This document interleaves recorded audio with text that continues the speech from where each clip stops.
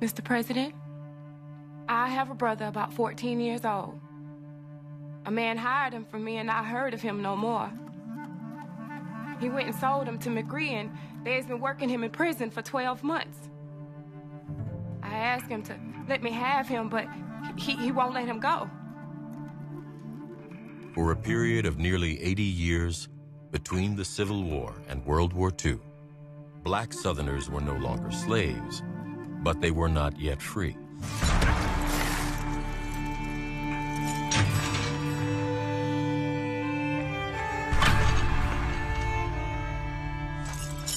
In one of the most shameful and little-known chapters of American history, generations of black Southerners were forced to labor against their will. From almost the first moment, white Southerners were responding to try to put African Americans back into a position as close to slavery as they possibly could.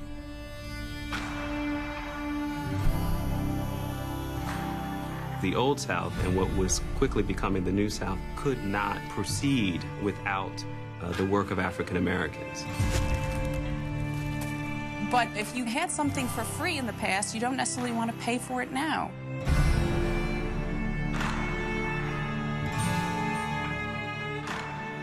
It was a straight, simple, exploitative system. There was only power, there was only force, and there was only brutality.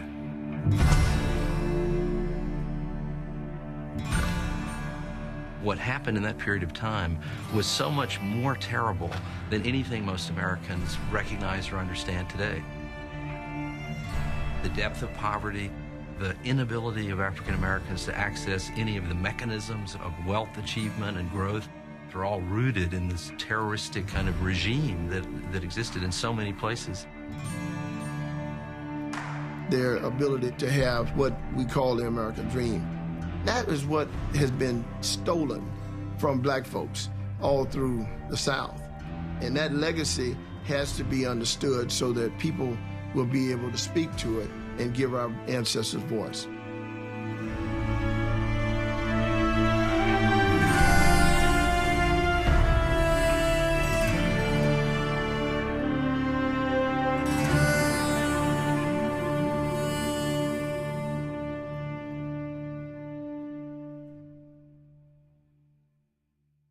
My name is Sharon Malone, and my family is originally from Wilcox County, Alabama. My father was born in 1893. As a child, I never knew why Dad didn't share many of the stories growing up in the rural South. There was so little that I actually knew about, the generations beyond my parents. And I realized, I said, why don't I know these stories, and why don't I know who those people are? African Americans are innately wired to want to know who we are. It's almost like being an adopted child. We have no understanding of not only what we have endured, but what we have survived.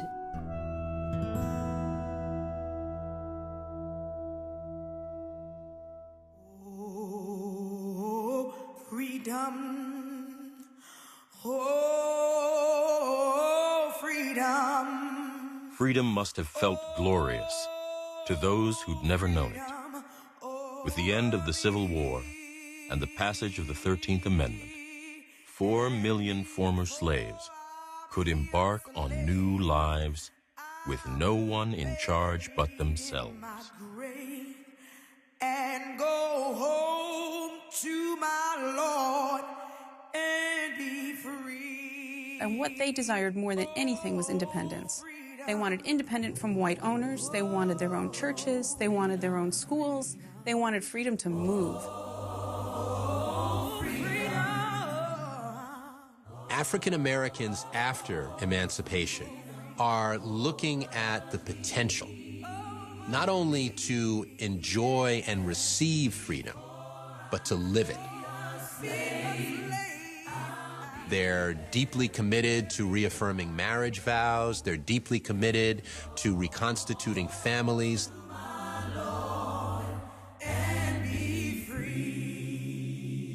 Ezekiel Archie, born into slavery, was 6 when freedom came. His mother moved the family, Zeke, his 2 brothers and a sister, from Georgia to Alabama, away from the old plantation and toward a new future.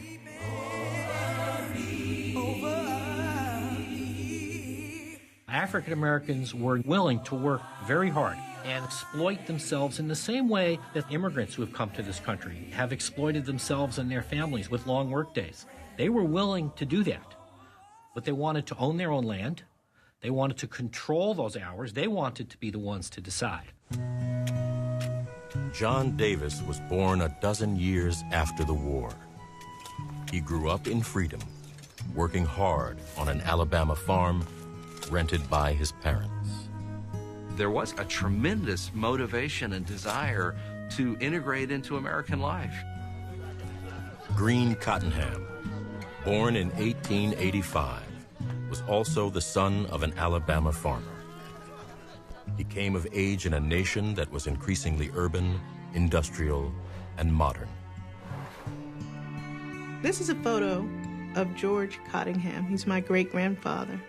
He was actually Green Cottingham's first cousin.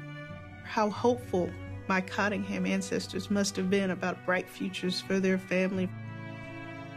These were hard-working, honest people. But freedom had come at a tremendous cost. The war devastated the Southern economy, which had supported one of the wealthiest aristocracies in the world. The cotton economy was in complete shambles. The fields had been burned, the cotton gins had been destroyed. Equipment that was necessary for the production of cotton didn't exist anymore. But also the primary engine of the economy, of the cotton economy, that being the labor of slaves, was lost. In the 5 major cotton states of the Deep South, nearly half of all capital, nearly half of all investment was in human beings. So when those human beings were confiscated, when the investment was transferred, in essence, from slaveholders to the people themselves, that meant a huge loss of capital to Southern slaveholders, to the people who controlled the economy of the South. A tiny slave-holding elite had owned the majority of the region's 4 million slaves. Among them was Lucinda Comer, a widow. After the war, she and her sons oversaw the family's enterprises in cotton, lumber, and corn. I'm the great-great-granddaughter of B.B. Comer, who was the governor of Alabama, and the great-great-niece of J.W. Comer. The things that I heard about the Comer men, especially B.B. Comer, were about their entrepreneurial spirit and being self-made men. There was never a fool or a coward, it was said, in the Comer family. Emancipation turned the former slaveholding world upside down. The simple reality of people that they had once owned now were entitled to the same fruits of their labor, the same ability to look a white person in the eye, a man or a woman, and to demand equal respect, to be called by one's first and last names, challenged everything to the bitter core of white people's souls. You have a group of people who are accustomed to have people serve them. Now, suddenly, these people are free. They own guns. You'd be as worried as hell. Because what you're worried is that people are going to take revenge. You also are worried that people aren't going to do any work anymore. Most of the South's 8 million whites had not owned slaves. Poverty was widespread, and about a third of whites were illiterate. Those individuals see blacks moving around, trying to get land, trying to improve themselves as competitors. They see a zero-sum game in which they're going to lose the more that blacks gain. These whites aligned with leaders of the former Confederacy, aided by President Andrew Johnson, Lincoln's successor. They formed vigilante groups to to attack and intimidate blacks. The violence grew widespread. In the spring of 1866, Congress intervened. Over the objections of the president, it launched an era known as Radical Reconstruction. At the beginning of Reconstruction, there was a tremendous federal will to both bring the South into submission, but also to protect African American civil rights. Passed in 1866, the 14th Amendment recognized the citizenship of all freed people. In 1870, the 15th Amendment was passed, which upheld the right of black men to vote. Reconstruction was an attempt to create a country in which it would be possible to have a biracial and equal citizenship. Reconstruction gave African Americans, for the first time across the South, the opportunity to serve on juries, to be witnesses in trial, to serve as judges. It also made possible an entire generation of black politicians across the South, almost as many as 1,500 serving through the end of the 19th century. Reconstruction governments in many parts of the South succeeded in passing new social legislation, creating the South's first free public schools.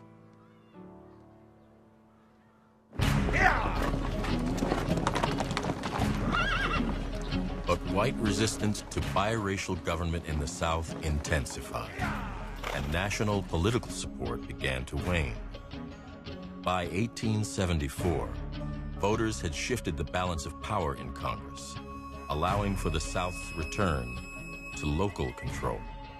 There is no sustained federal presence in the South really after 1874.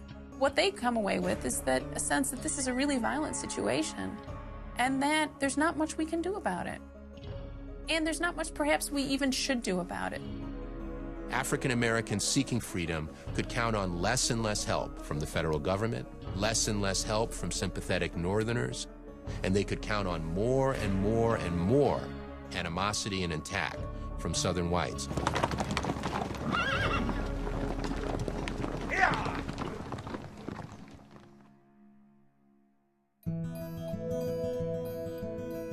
I grew up in a black part of Mississippi, and I went to schools that were 60, 75% black all through my childhood. That was in the 1970s. What I learned about the Emancipation Proclamation was the most simplistic version of it, that it brought an end to slavery. I also was taught, as most Americans were in some way, that the end of slavery unleashed this population of people who were ill-equipped for freedom. And that was all offered up in some respect as an explanation for the repressive things that were then done to African Americans, even the repressive things that I knew about. What I came to realize was that that fundamentally didn't happen.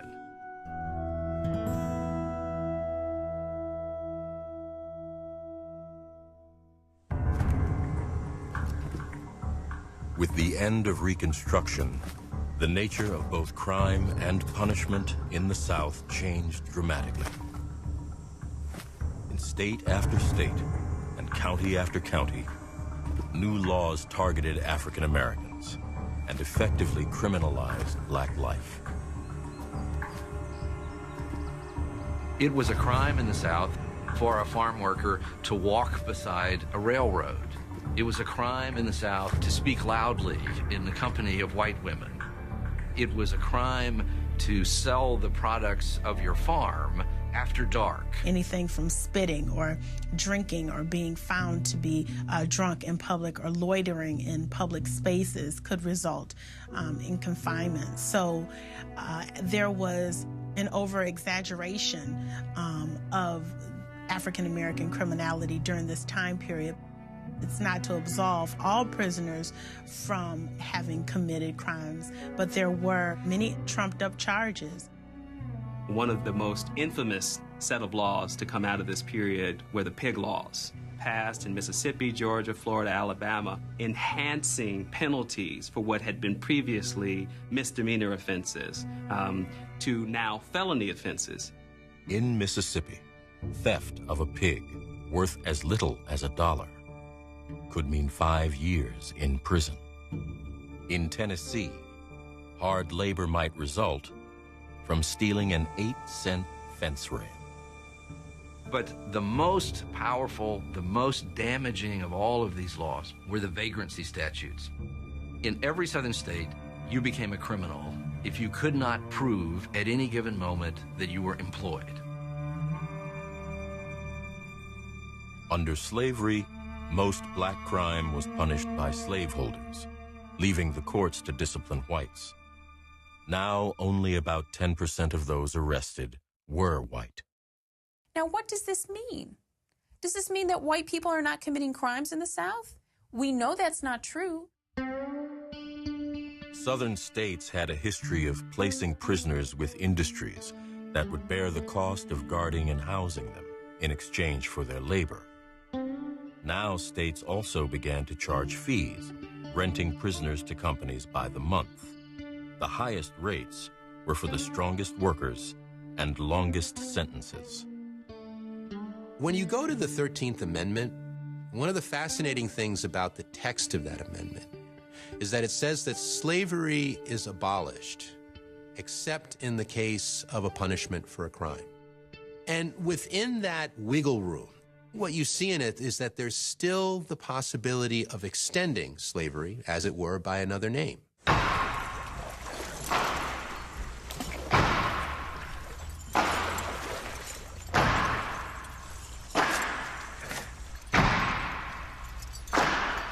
Well, it's early in the morning, baby, when I rise. The system was known as convict leasing. When I rise, it's early in the morning. It took time for the system of convict leasing to develop. It took time for the state to realize that prisoners, believe it or not, could be a source of profit. Once that revenue starts coming in, they're pleasantly surprised. This is new revenue we never had before. Come on, boys. The state of Alabama earned $14,000 in its first year of convict leasing, 1874. By 1890, revenue was $164,000, roughly $4.1 million today.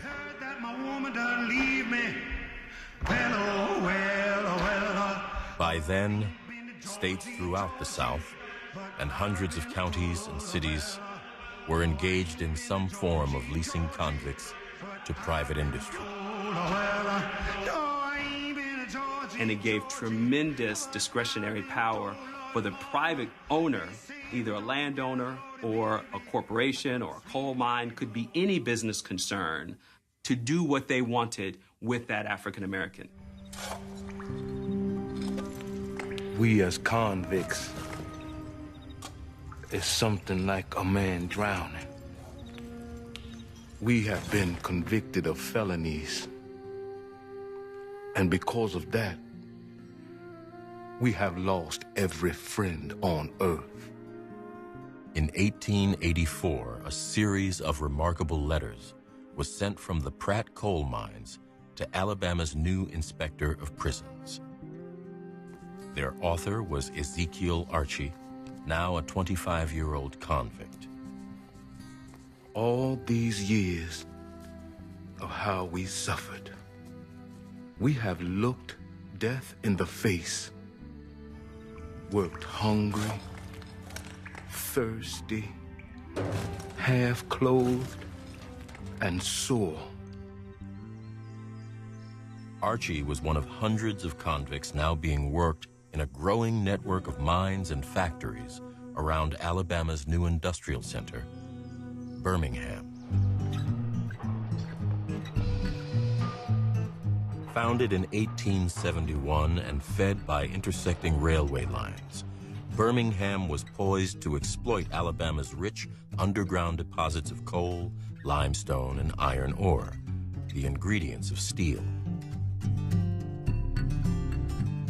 This was the new industrial South, envisioned just prior to the Civil War by slaveholder John T. Milner. John T. Milner was a brilliant engineer, extraordinary businessman. He was also a supreme racist and a despotic person. Negro labor can be made exceedingly profitable in manufacturing iron and in rolling mills, provided there is an overseer, a Southern man who knows how to manage Negroes.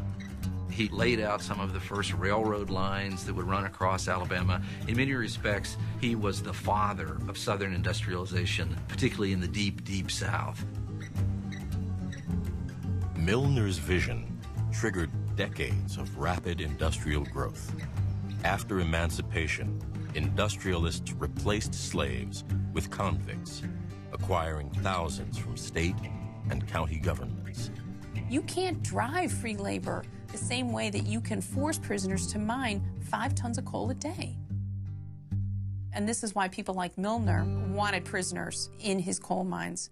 He saw them as a great source of profit, and he didn't have to worry about labor disputes.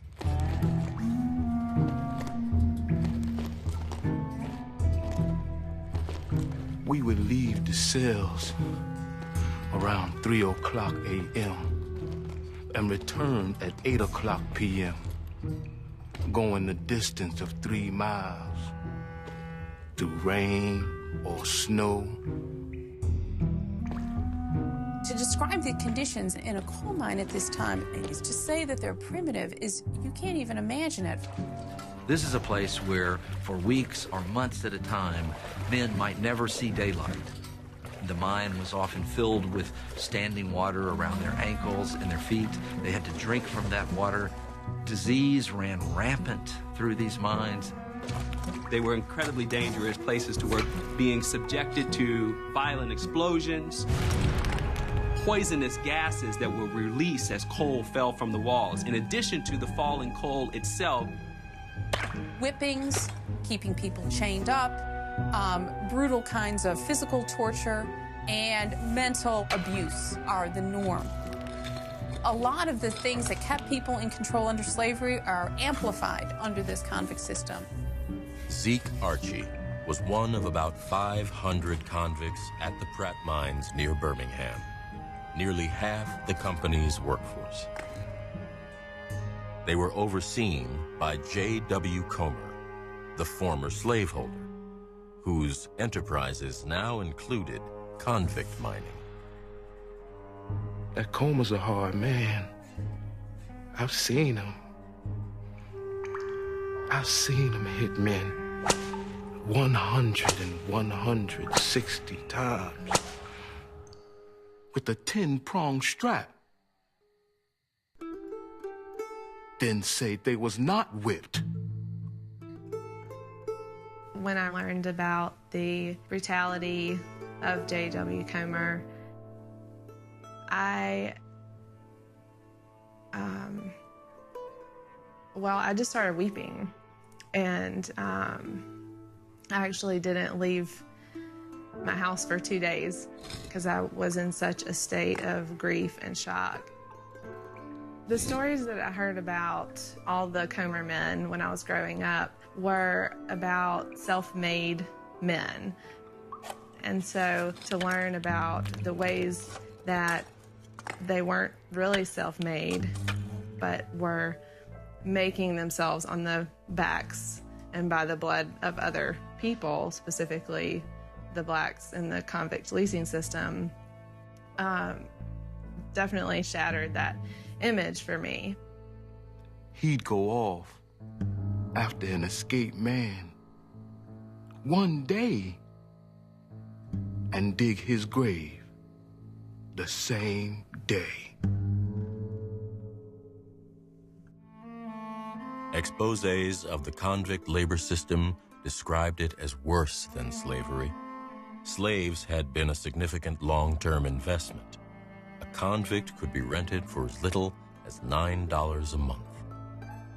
It was never in the economic interest of a slave owner to kill his own slaves or to abuse them so terribly that they couldn't work anymore. So their economic value protected them in certain ways. After the Civil War, someone working these kinds of forced laborers would push them to the very limits of human endurance. We are the men who do the work. Look at the white men. How many are cutting 5 or 4-ton coal per day? They are few. Convict leasing was a source of labor where you could realize the maximum return at a minimum social cost. The feeding, of course, was next to nothing. Health was next to nothing. Convict miners cost as much as 50 to 80% less than free miners, and could be worked 6 days a week. Their presence allowed companies to depress wages and resist unions. When one could obtain black labor at almost no cost, the profits for that form of business were enormous. In Florida, prisoners extracted gum and resin from tall pines and transformed it into turpentine. In Georgia, they hauled wet clay from riverbanks, molding it into the millions of bricks needed for new buildings and homes. From Texas to Louisiana, convicts forced their way through acres of virgin forest, harvesting timber and building railroads. In all, more than 15,000 prisoners worked in Southern industry in 1886. And that number was rising quickly. In many labor camps, as many as a third of male convicts were boys younger than 16.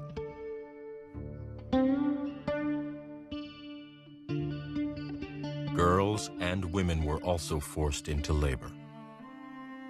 Over 90% of convict laborers in Georgia were African-American men. The next highest percentage would obviously be white men, but African-American women were also utilized in these various tasks in manual labor. Black women are working in brickyards, in turpentine camps, in mining camps, farms, in lumber yards. Convict leasing becomes a new form of economic development in the South and a ubiquitous form of punishment for Southerners as the criminal justice system expanded itself. And sweeps would take place all throughout the South, whether it was for a dice game, whether it was for an altercation, whether it was for being mouthy or uppity. The record of thousands upon thousands of people arrested in this way is everywhere in the South. In the fall, when it was time to pick cotton, huge numbers of black people are arrested in all of the cotton-growing counties. There are surges in arrests in counties in Alabama in the days before, coincidentally, a labor agent from the coal mines in Birmingham is coming to town that day to pick up whichever county convicts are there. Some charges were serious, but more than 2/3 of all state prisoners at the time of Zeke Archie's arrest, including Archie, were convicted under vague charges of burglary and larceny. County prisoners, too, were sent to the mines. For often trivial offenses, they faced the real possibility of death. In some Alabama prison camps, convicts died at a rate of 30 to 40% a year. And this system is one that I think in many ways needs to be understood as brutal in a social sense, but fiendishly rational in an economic sense. Because where else could one take a black worker and work them literally to death after slavery? And when that worker died, one simply had to go and get another convict.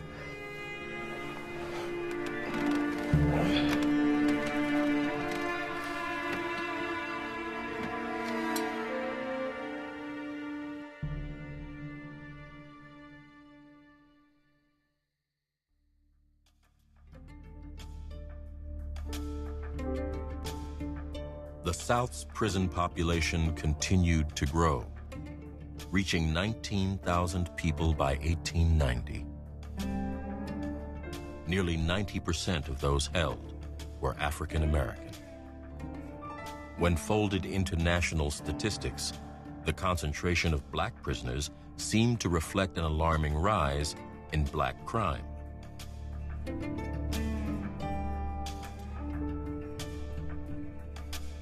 So as early as 1890, African Americans are almost 3 times overrepresented in the prison population. The general population is 12%. The nation's prisons population of blacks is 30%. So there are many important implications and long-term consequences for this convict leasing system. Not only is it so oppressive, but when you have an overwhelmingly black prison population, it cements that relationship between criminality and race in people's minds to the degree that it's seen as something inherent.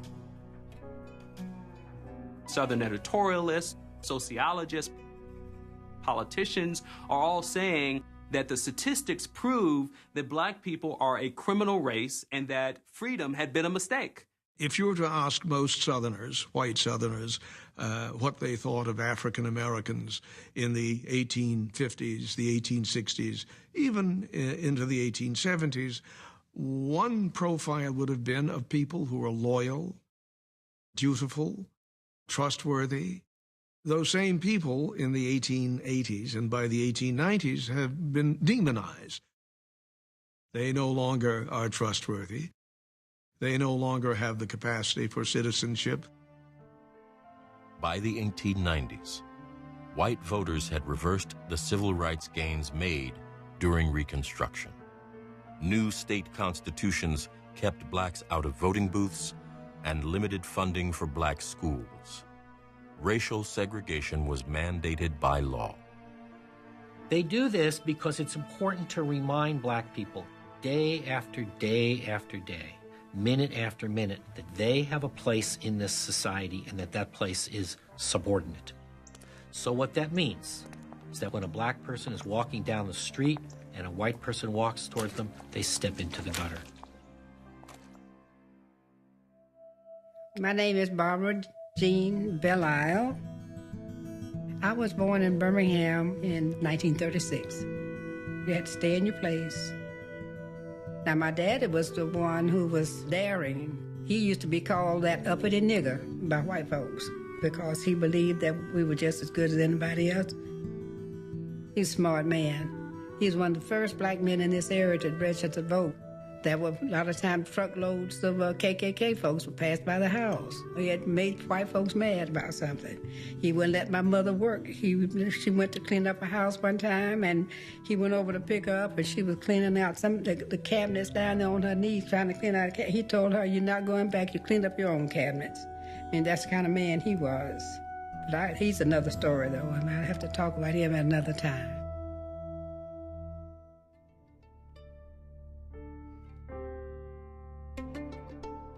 Segregation was not only mandated by Southern states, it was upheld by the U.S. Supreme Court in an 1896 ruling, Plessy versus Ferguson.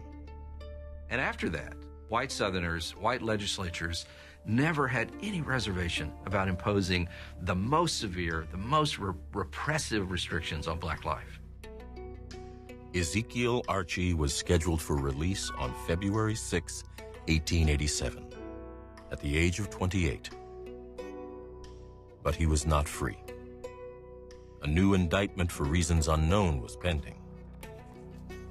This letter is not all I could write, but my condition will not permit. Fate seems to curse the convict. Death seems to summon us hence.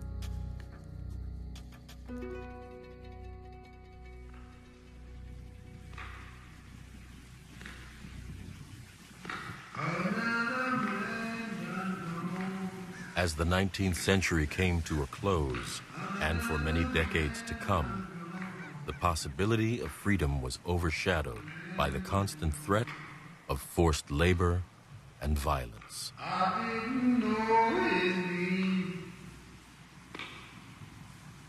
I didn't know his name. Decades after the Civil War, the nation was reunited, but the place of black Americans within it seemed more uncertain than ever.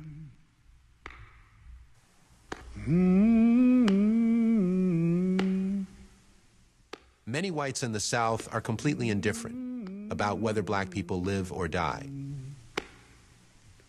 They want to see them in their place.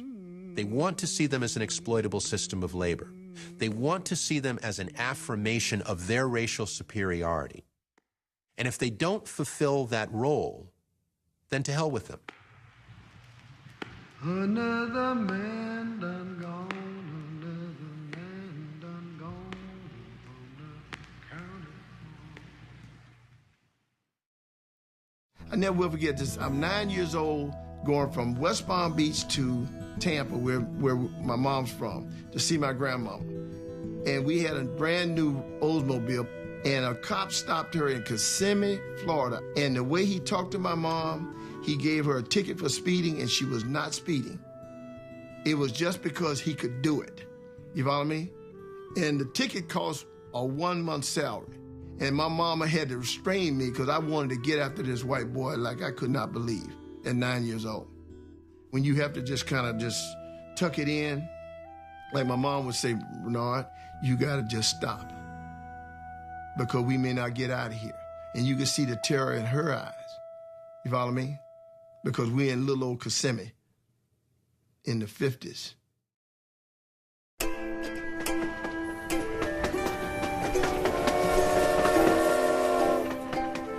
September 1901, the dawn of a new century.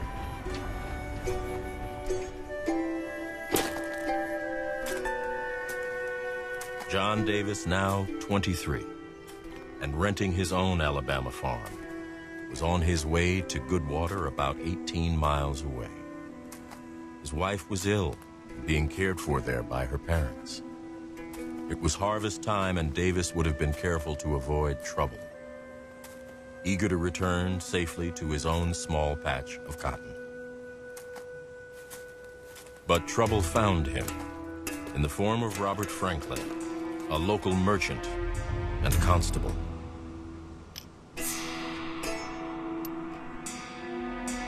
Bob Franklin said, nigga, have you got the money? When are you gonna pay the money you owe me? I said, I don't owe you any money. Convicts were not the only Southerners being forced into hard labor. Throughout the South, many thousands of African Americans were tied to white employers through various forms of debt. You get a person in debt, you continually keep them in debt, you never let them work it off, and you control their labor. Any kind of relationship where you use debt as the fulcrum to extract labor, that's illegal. You violated the peonage law. Peonage, or debt servitude, was outlawed by the federal government just after the Civil War. Peonage comes from the word peon, of Mexican peons. It's serfdom, it's peasantry. Ironically enough, the United States made peonage illegal only as a result of the acquisition of New Mexico. And the federal government didn't want to introduce Mexican peonage into the American legal system. And so in 1867, the Congress made peonage illegal. Nearly 40 years later, in 1903, a federal judge in Alabama raised an alarm about allegations of peonage in his jurisdiction. Witnesses have reported that a systematic scheme of depriving Negroes of their liberty in Alabama has been practiced for some time.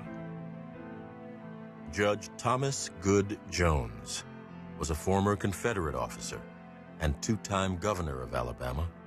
Viewed as something of a moderate, he'd been appointed to the federal court by U.S. President Theodore Roosevelt.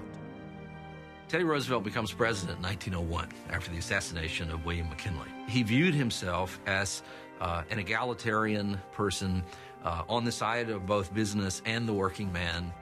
He believed that exposure of the sins of society and exposure of the sins of commerce and industrialism would lead to their eradication.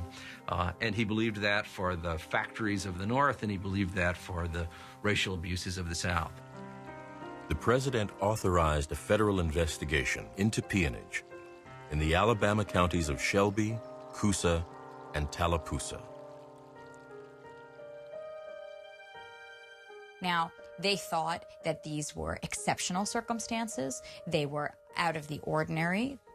And I think that the Roosevelt administration and the Roosevelt Justice Department thought that it could, score points is too easy a word, but that it could, by making a stand in this way, it could accomplish quite a lot and have a symbolic impact that was pretty large.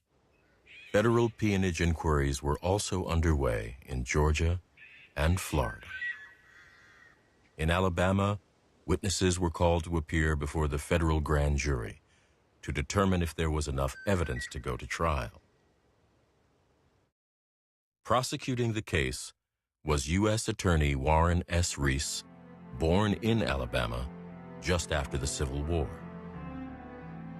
Now, I have lived in this state my entire life for 37 years, and I have never comprehended until now the extent of this present method of slavery through this peonage system. Southern progressives were not free of the racism that Southern conservatives had, or Northern progressives were not free of that either. But they did think that there were some things that were just beyond the pale. And so when stories, horrific, sensationalized stories of African-American slavery came to light, they were precisely the kind of thing that we as a modern, civilized nation should not engage in.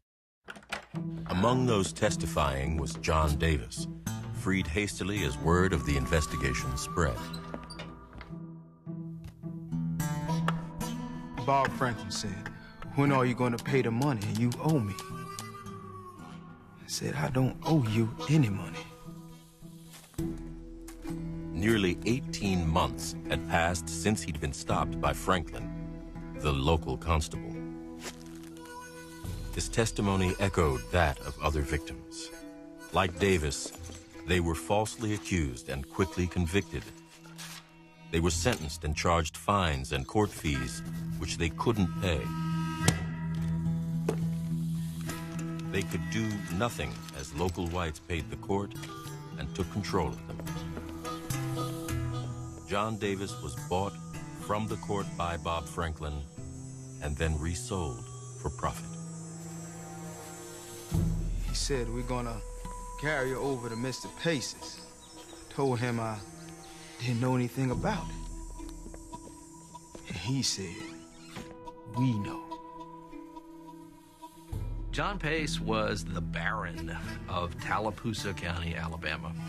He had been the sheriff of the county in the 1880s. He then amassed a substantial amount of land, the most fertile land along the Tallapoosa River in his part of Alabama. He was quite a character. He's a 6'2", 230-pound man who had frostbitten toes and was supposed to be very ill.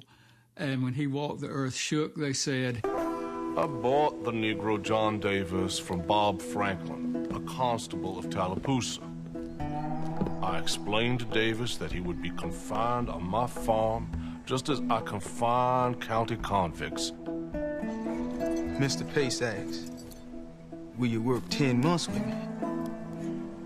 And I signed a contract. These contracts gave employers the right to whip, confine, and even trade workers, as long as the debt was deemed unpaid. Peonage varied from a kind of paternalistic peonage to just the most awful conditions you could imagine. People were put in barracks, they were beaten and some killed. People were flogged, they were chased by bloodhounds. It was pretty horrible at its worst, about as bad as it can get. Brutal things have transpired, and sometimes death has been the result of the infliction of corporal punishment. Prosecutor Warren Reese's reports to Washington grew more urgent. Peonage was not isolated in a few counties, but was evident throughout the state, trapping hundreds or even thousands of people. These Violations have developed into a miserable business and custom to catch up Negro men and women upon the flimsiest of charges. Reporting to Washington, Reese would have had to remind himself that this was 1903. In Detroit, the Ford Motor Company had begun production of the Model A. On Wall Street, the new stock exchange building had just opened. In Kitty Hawk, the Wright brothers were preparing their first flight. Yet, in much of the South, African Americans were still being held in what Reese and the press called abject slavery. What the U.S. attorneys like Reese found was a totally corrupt legal system where you had the justices of the peace were corrupt in that the people who came before them may not be guilty, but they would find them guilty. John Pace, Fletcher Turner, and William and George Cosby, all of them wealthy farmers, were the ringleaders. All of them had their own justice of the peace. In the case of John Pace, he had a man named James Kennedy. Mr. J.W. Pace and I are brothers-in-law by marriage. I went to work for him on the 1st of June, 1891. And if they wanted a man convicted of any particular thing, then they simply had their own justice of the peace or the justice of the peace of one of the other families declare someone to be guilty. Note, in none of these cases that I have spoken about did I receive 1 cent of costs, nor was I paid in any other way by Mr. Pace or anybody else for trying these cases. And after I worked that 10 months, my time was out on the 10th day of July, 1902. I told him, my time is out this morning. And he said, go ahead to work. I said, no.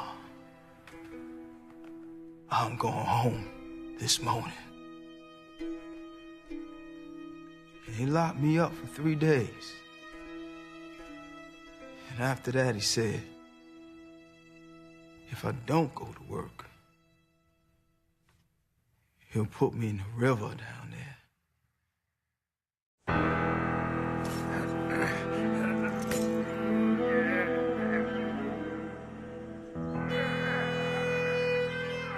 As the investigation in Alabama continued, the federal grand jury began issuing indictments. John Pace was charged with several counts of peonage. If convicted, he faced decades in prison. The next day, Pace's Justice of the Peace, James Kennedy, unexpectedly returned to court. James Kennedy came to be terrified that he would be convicted at trial once he had been indicted. He's the guy who fabricated all the documents. He's the one who declared all these people guilty, and so he feels a great sense of jeopardy. If anybody from the Cosby family wanted a Negro, they would send somebody before me and have an affidavit made. The Negro would be found and made to sign a contract and sent out to the farm. This was never reported to the judge. Kennedy confirmed that at least 80 men and women had fallen victim to the conspiracy. Many other cases were suspected. As the grand jury continued to issue indictments, they asked Judge Jones to explain the federal law against peonage.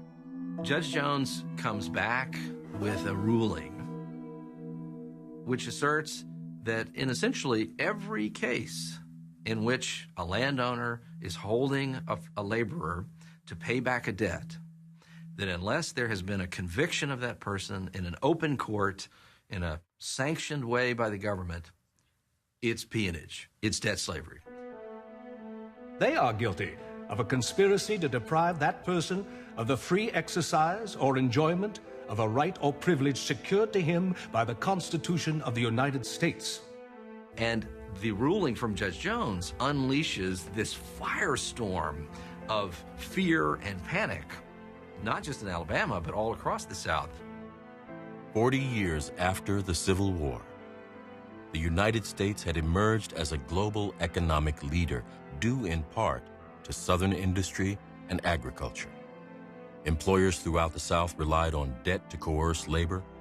The judge's ruling might apply not just to convicts or those trapped by corruption, but also hundreds of thousands of black families tied to white landowners through tenant farming and sharecropping. If they lose access to that army of laborers, or they're compelled to deal with them on equitable terms as free citizens, then the entire Southern economy is disrupted, and along with it, the entire U.S. economy is disrupted as well. What had begun as a principled investigation that was probably going to go nowhere was turning into a potential political catastrophe for the Roosevelt administration. Mr. President, I have a brother about 14 years old. A man hired him from me, and I heard of him no more. Among black Southerners, reports that peonage was being prosecuted sparked a very different outcry. A flood of letters, many of them addressed to the president.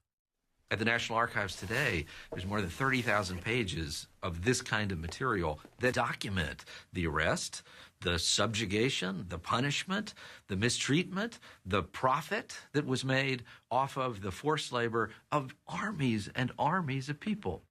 He has done nothing wrong for them to keep him in chains.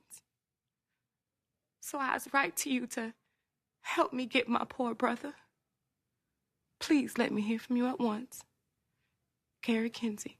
My name is Bernard William Kinsey. Carrie Kinsey is a cousin. When I held this letter, and it hadn't, here you're holding Carrie's legacy. When you begin to connect with your family, you can put yourself back into 1900 and how difficult it was for anybody to push up against the system. Dear sir, I have a little girl that has been kidnapped from While me. in one of the southern states some time ago, my attention was called to a condition of affairs in existence there so appalling in its vice and cruelty. And they just beat swords on me every day. It started to whip me one day.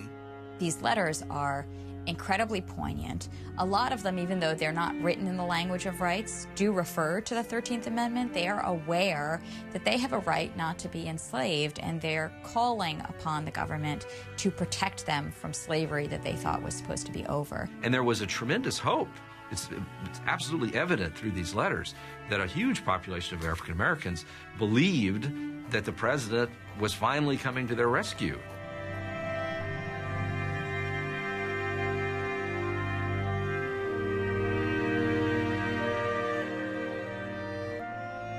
But the Alabama peonage trials in the summer of 1903 were over almost as soon as they began. The federal government was eager to cap the investigation, punish the ringleaders, and move on. The Cosbys and Fletcher Turner pleaded guilty, and Judge Jones imposed minimum sentences. Judge Jones really believed that if you convicted these people, some of them got fines, a few of them even served a little jail time, that would furnish an example so that people who were doing this would no longer do it. Pace also pleaded guilty and was sentenced to prison. He remained free on appeal as his lawyers prepared an outrageous argument. They said Pace was not guilty of peonage because his victims did not owe him money. And while he may have been guilty of slavery, in 1903, that was not a crime. It was a grayish area because there was a 13th Amendment that abolished slavery, but there was never a statute passed to make you guilty of slavery, of holding somebody in slavery after the Civil War. 3 months after the trial in September 1903, President Roosevelt granted a pardon to the Cosbys. 3 years later, in 1906, he also pardoned John W. Pace. Pace never went to prison, and the federal government turned a blind eye to the forced laborers he continued to hold on his farm. The federal government really pulls back from doing these cases in a big way. There was a lack of will to do what would be and prove to be very hard work of actually uprooting the tremendous systems of involuntary servitude that existed in the South. And I don't think that the federal government had that political will.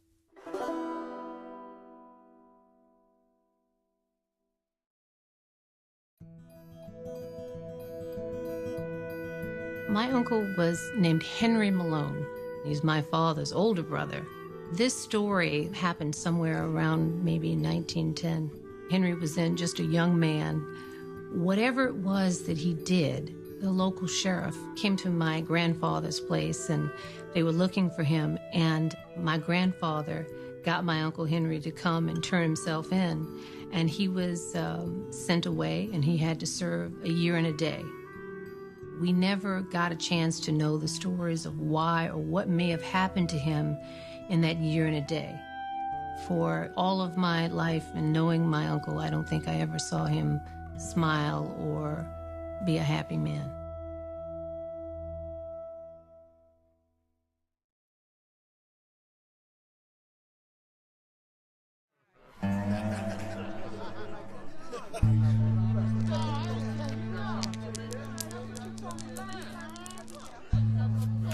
In 1908, 2 years after the pardon of John Pace, another young man would be trapped in the shadow of slavery. 22-year-old Green Cottonham. The world he entered as a man, just as the 20th century was beginning, was completely different, in which already every southern state had passed rafts of laws designed to circumscribe the lives of African Americans, to limit their ability to work freely, to move freely, to make it almost impossible for them to live in true independence of the powerful whites, wherever it was that they lived. Green was arrested with others outside a train station in Columbiana, Alabama. Within 24 hours, he'd been convicted of vagrancy. He was sentenced to 3 months hard labor and $38 in fines. To pay the fine, the hard labor was extended to 6 months. Green was sent to the Pratt mines, which paid the county $12 a month for him. It's important for us to now go back and re-examine that notion of what being a convict meant at the turn of the century.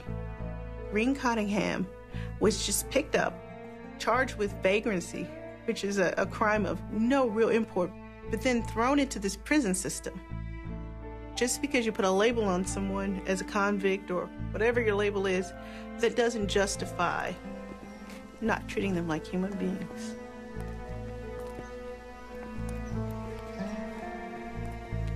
I'm the daughter of Betty Cottingham, the oldest daughter of George Cottingham. I didn't know that people could be just picked up and put in jail. They could be lost in the system. Nobody knew how to find them. They could be buried in some grave somewhere and families still looking for them. Don't know where they are. I didn't know that the sheriff department could sell free black people to corporations, steel plants, and coal mines. It wasn't in the history books. We didn't know. 30 years had passed. But except for the electric lights, Ezekiel Archie would have easily recognized the conditions Green Cottingham now faced. Above ground, though, Birmingham was becoming the region's largest industrial center. The mine that leased Green's labor was now owned by the northern-based U.S. Steel, the largest corporation in the world.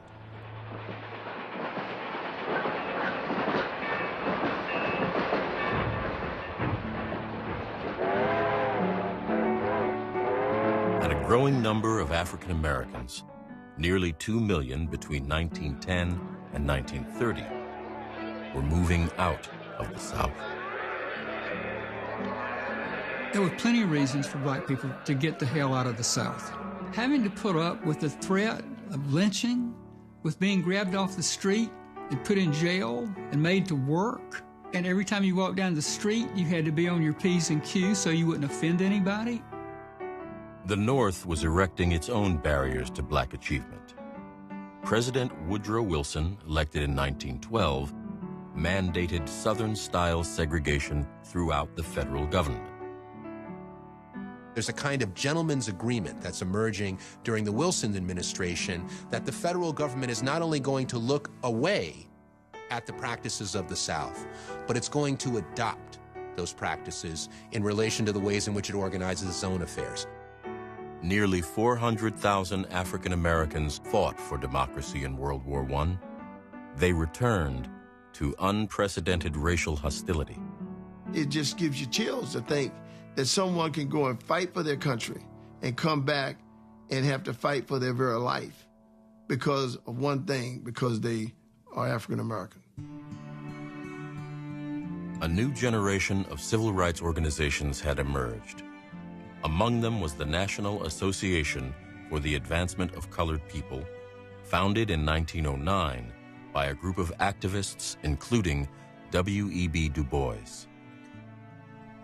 We claim for ourselves every single right that belongs to a freeborn American, political, civil, and social, Du Bois wrote. And until we get these rights, we will never cease to protest and to assail the ears of America. This battle we wage is not for ourselves, but for all Americans. W.B. Du Bois is very clear that the ways in which Jim Crow laws, violence in the form of lynching, disenfranchisement, and overall discrediting, disrespect of black people's basic humanity is something that has to be seen as a force that holds black people down.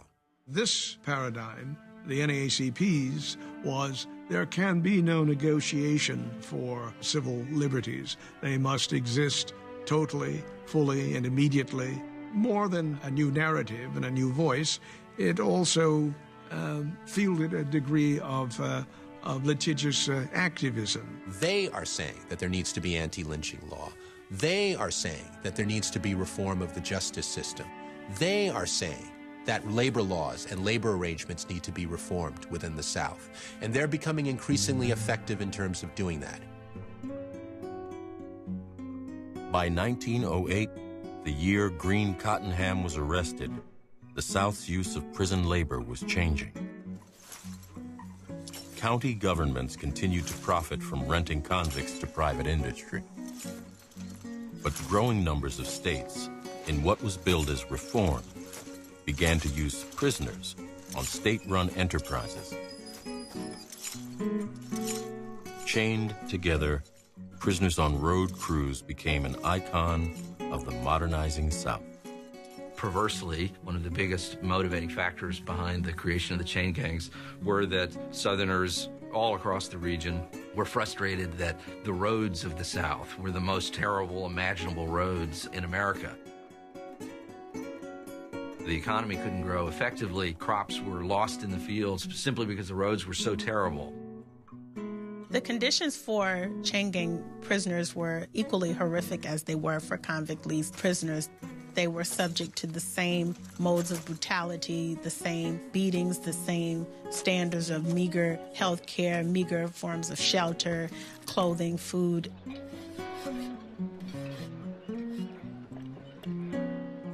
Chain gangs continued deep into the 20th century, along with other forms of forced labor, including debt peonage and sharecropping. A sharecropper will agree to work for a percentage of the proceeds of the sale of the cotton crop. Sharecroppers had to take out loans in order to survive and in order to bring the crop in during the year. 50, 70, 90% interest rates were not uncommon all throughout the South in relation to sharecropping finance of the basic necessities that they needed to get through a year. So that system is going to put African Americans in a position where upward mobility is essentially impossible for most of them.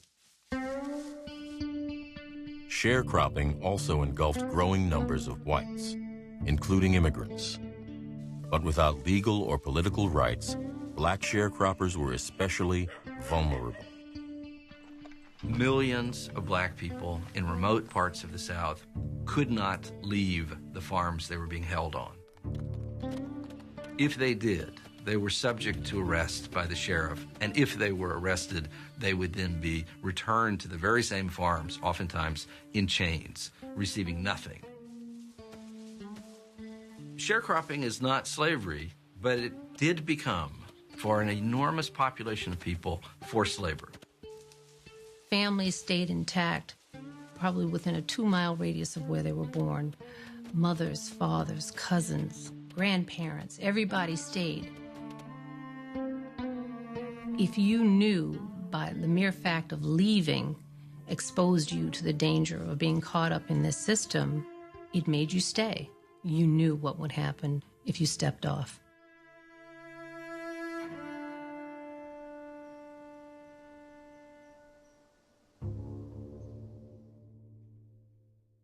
I grew up in Monticello, Georgia, which is a small town about 90 miles south of Atlanta.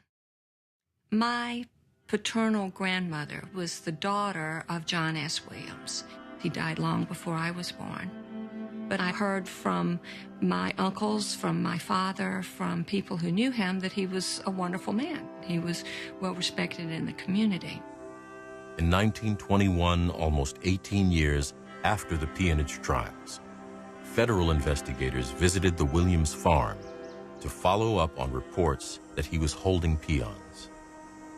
There's a group of black men out in the field.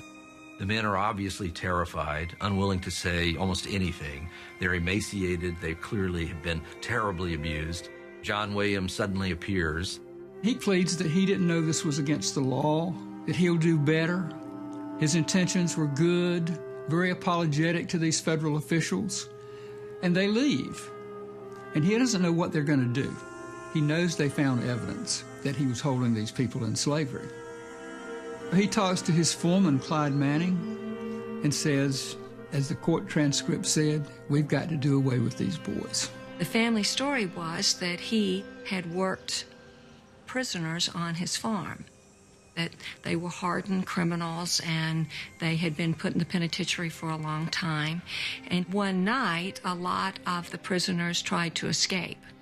And he, along with other farmers who were working these men, tracked them down and in the process of recapturing them, killed some of them. Then sometime later, the story came to light for me. It was, of course, totally different from the story that I had heard. Williams and Manning, the black foreman, systematically hunted and murdered 11 black workers. Some were bludgeoned. Others were weighted down with chains and forced into a nearby river. Another was made to dig his own grave. They did it in the most horrific ways that you can imagine that I really can't talk about. I just get so emotional when I think about not just the fact that these men were murdered, but the cruelty with which it was carried out. That's what's hardest for me to imagine and hardest to accept. And it came to light only because a little boy was fishing down by the creek where they'd thrown some of the bodies, and one of the bodies came up. In the spring of 1921, Williams and Manning each faced an all-white jury in a Georgia state court. Both were found guilty and given life sentences. Within a decade, both had died in prison. Williams was the first Southern white man since 1877 to be indicted for the first-degree murder of an African American. It would not happen again until 1966. The following year, an expose of peonage in Florida inflamed readers because the victim 22-year-old Martin Tabert was white. A traveler from North Dakota, Tabert was picked up in a sweep in rural Florida, charged with vagrancy, and sold to a lumber company. He died soon after at the hands of a brutal overseer. First, he whipped him on his bare back 30 or 40 times. Tabert then kept lying there, so the boss continued to whip him another 30 or 40 times with a heavy leather lash. Tabert crawled to his feet, and the guard began pursuing him through the camp, whipping him as they ran. Finally, after almost 150 lashes, Tabert made it back to the cot that he had in a simple cabin somewhere, collapsed into his bed, and never stood up again. The outcry over Tabert's death helped to end state leasing in Florida. Shortly after, in 1928, a similar case led Alabama to remove its last prisoners from the coal mines. But these changes had little impact. As late as 1930, roughly half of all African Americans, or 4.8 million people, still lived in the Black Belt region of the South. The vast majority were almost certainly trapped in some form of exploitative labor arrangement. For those African Americans who remain in the South through the 1920s, 1930s, 1940s even, the conditions that they're facing are often desperate, and they find themselves more and more vulnerable if they try to rise up and create some sense of protest against the conditions that they face.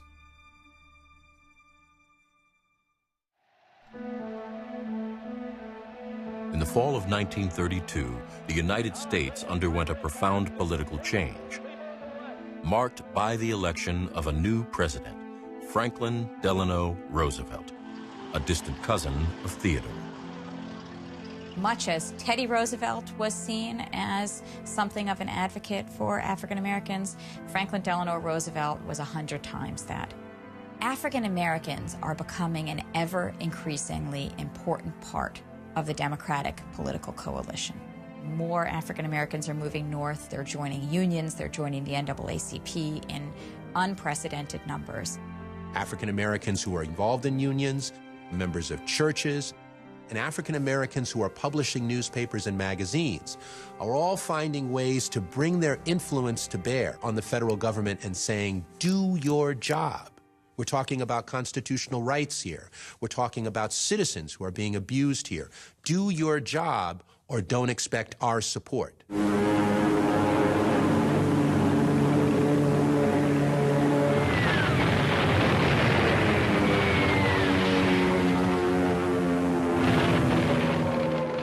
In December 1941, the Japanese bombing of Pearl Harbor brought the United States into the Second World War. President Roosevelt convened a meeting of the cabinet at the White House to discuss preparations to fight this war against Japan and Germany. The president asked, what are the things that the Japanese are going to attack us for in the course of the war that are problematic? Someone said, the treatment of the Negro. Months earlier, the Department of Justice had established a civil rights section, but its focus was on labor issues, not racial equality.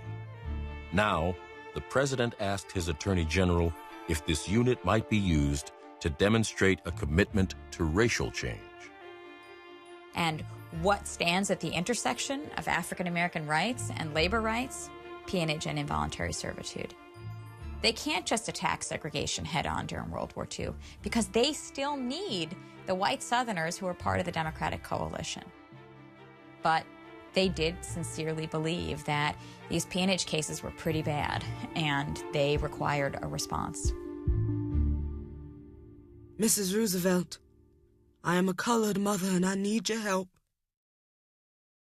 In the decades since the Pace trial, the federal government had paid little attention to the continued complaints of forced labor sent to the White House, the Department of Justice, and the NAACP.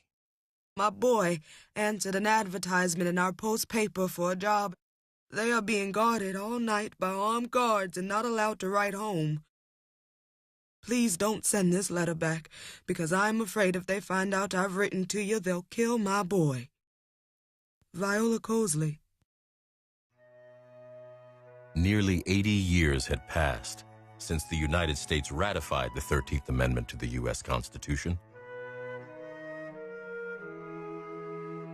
Now, in December 1941, President Roosevelt took steps to finally enforce it.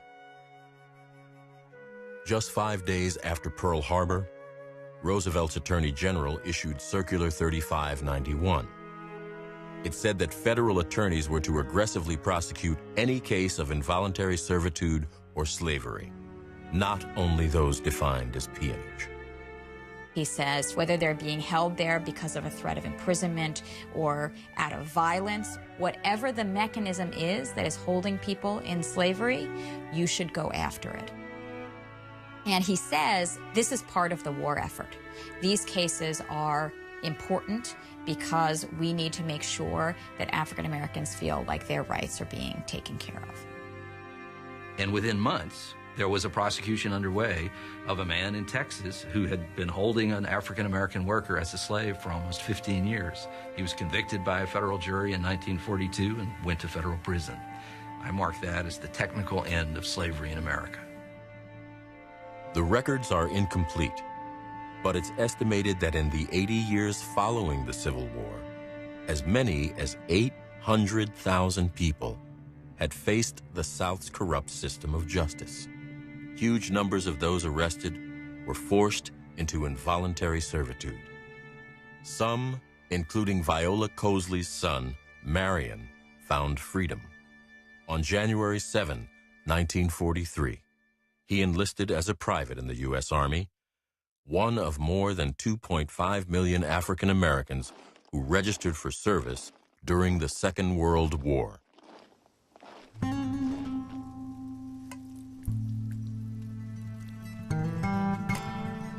Green Cottonham, arrested in 1908, might have served in the First World War, but by the Second World War, he would have been in his 50s.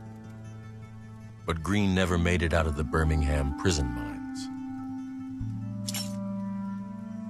We don't know the exact details of the life that he led in the stockade or underground, but he survived 5 months before becoming ill. He went to see the doctor on August the 2nd, 1908. He never went back to the mine. 13 days later, Green Cottonham died. He is among more than 9,000 prisoners, known to have died while leased to industry by southern states and counties. We want to think of some of these atrocities as things that happened occasionally, but you can imagine the turmoil if at any time your child could be picked up, never to be seen again. How that would impact a whole segment of people, how they view their opportunities and their future. In all likelihood, his body was dumped somewhere in these fields outside the mine, where hundreds of other prisoners also lie buried. This was real. These were real people. These were real lives, and they make us who we are. What's fascinating about Green Cottonham is the fact that he isn't special. He's not well known. He's not a historical figure of, importance. But that's part of the beauty. He is representative of all of these nameless, faceless people who disappeared during this time frame, who were deemed to be of no value. And then you realize the value isn't in being necessarily important. We all have interesting stories. We all have a life story worth telling.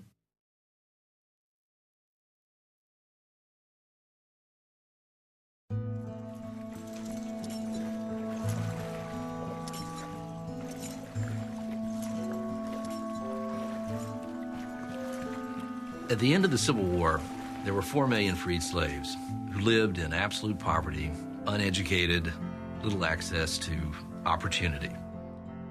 We also know that there were an equal number of white Americans in the South, like members of my family, my ancestors, who were also impoverished, illiterate, no access to opportunity. Over the next 75 years, American society performed a miracle of sorts. Those 4 million whites living in those conditions became 40 million middle-class Americans by the beginning of World War II. That's what made American society the extraordinary superpower that it is today.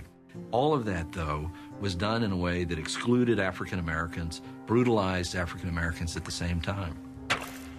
When you see how people's lives were truly stolen from them, their freedom was taken away, their fathers or husbands were taken away, you can understand how the difficulties and the disparities would persist for much longer than it seems that they should have.